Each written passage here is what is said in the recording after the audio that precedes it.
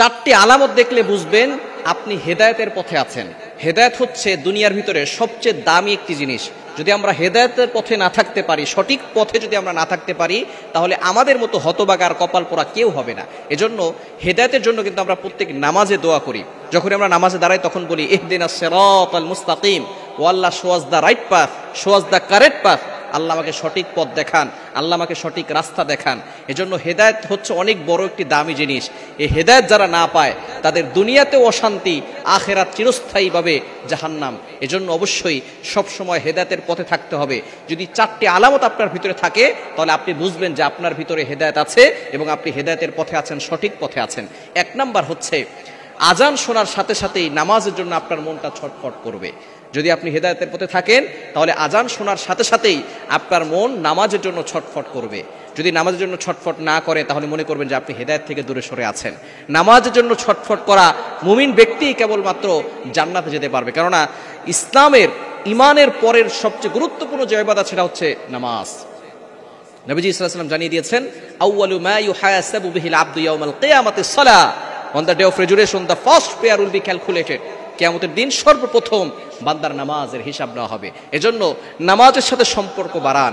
নবীজি সাল্লাল্লাহু আলাইহি ওয়াসাল্লাম জানিয়ে দিয়েছেন, বুখারী শরীফের 1423 নম্বর হাদিস, এখানে 7 শ্রেণীর কথা বলেছেন যারা কিয়ামতের ময়দানে, in the day of judgement, কিয়ামতের ময়দানে আরশে আজিমের নিচে ছায়া পাবে। তার ভিতরে এক নাম্বার হচ্ছে ওয়া রাজুলুন কলবুহু মুআল্লাকুন ফিল মাসাজিদ, যাদের অন্তরটা সব সময় মসজিদের সাথে লেগে থাকে। মসজিদের সাথে যারা অন্তরটাকে লাগিয়ে রাখবে, আল্লাহ পাক রব্বুল আলামিন কিয়ামতের ময়দানে তাদেরকে আরশে আজিমের নিচে ছায়া দান করবেন এবং তারা সঠিক পথে থাকবে, হেদায়েতের পথে থাকবে। এজন্য যখনই আজান দিবে সাথে সাথে আপনি নামাজের জন্য চলে যাবেন। এক নাম্বার হচ্ছে আজান দেওয়ার সাথে সাথে যার মনটা নামাজের দিকে ছটফট করে, নামাজ না পড়তে পারলে ভালো লাগে না, সে হেদায়েতের পথে আছে।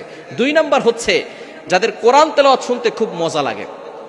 কোরআন তেলাওয়াত হচ্ছে এমন একটি কোরআন, এই কোরআনের ভিতরে মুজিজা রয়েছে। এখনো একেবারে ছোটবেলা থেকে এই পর্যন্ত সূরা ফাতিহা প্রত্যেক নামাজে পড়ি, প্রত্যেক নামাজে সূরা ফাতিহা পড়ি। ইমাম সাহেব সূরা ফাতিহা পড়েন, যেখানে আওয়াজ দিয়ে পড়েন, প্রত্যেক নামাজে সূরা ফাতিহা আমরা শুনি, কিন্তু তারপর আজ পর্যন্ত কোনো অভক্তি আসে নাই। এটাই হচ্ছে পবিত্র কোরআনুল কারীমের অত্যন্ত বড় মুজিজা, বড় গুরুত্বপূর্ণ মুজিজা হচ্ছে এই কোরআন যতই শুনে ততই ভালো লাগে। এজন্য যাদের কোরআন শুনতে ভালো লাগে না, মনে করবেন তাদের ভিতরে হেদায়েত নাই, তারা হেদায়েত থেকে দূরে সরে গেছে। এজন্য যদি আপনার কোরআন শুনলে ভালো লাগে, অন্তর পরিষ্কার হয়, কোরআন শুনলে ঈমান বেড়ে যায়, তাহলে মনে করবেন যে আপনি হেদায়েতের পথে আছেন, আপনি সঠিক পথে আছেন। 3 নাম্বার হচ্ছে যাদের গান শুনতে ভালো লাগে না, অন্যায় কাজ করতে, অশ্লীল কাজ করতে ভালো লাগে না, এরপরে গোপন পাপ করতে ভালো লাগে না, এটা মনের ভিতরে সায় দেয় না, মন তার থেকে দূরে সরে যায়, তারা হেদায়েতের পথে আছেন।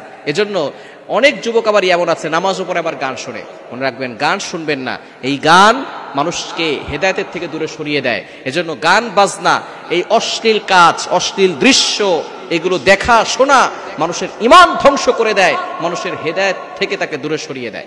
এজন্য 3 নাম্বার হচ্ছে যারা গান বাজনা থেকে দূরে সরে যায়। 4 নাম্বার যারা গুনাহ করার পরে, গুনাহ হয়ে গেলে সাথে সাথে অস্থির হয়ে যায় কখন তাওবা করবে, গুনাহ হয়ে যাওয়ার সাথে সাথে তারা তাওবা করে, তাদেরকে আল্লাহ পাক রব্বুল আলামিন হেদায়েতের পথে রাখেন। আত-তাইবু মিনাজ যামবি কামাল্লা যামবালা, গুনাহ হয়ে যাবে, ওই ব্যক্তি, যে ব্যক্তি গুনাহ করার পরে সাথে সাথে তাওবা করে, গফিরা লাহু মা তাকদ্দামা মিন যামবি, all previous sins will be forgive, তার পিছনের সব গুনাহ আল্লাহ পাক রব্বুল আলামিন ক্ষমা করে দেন।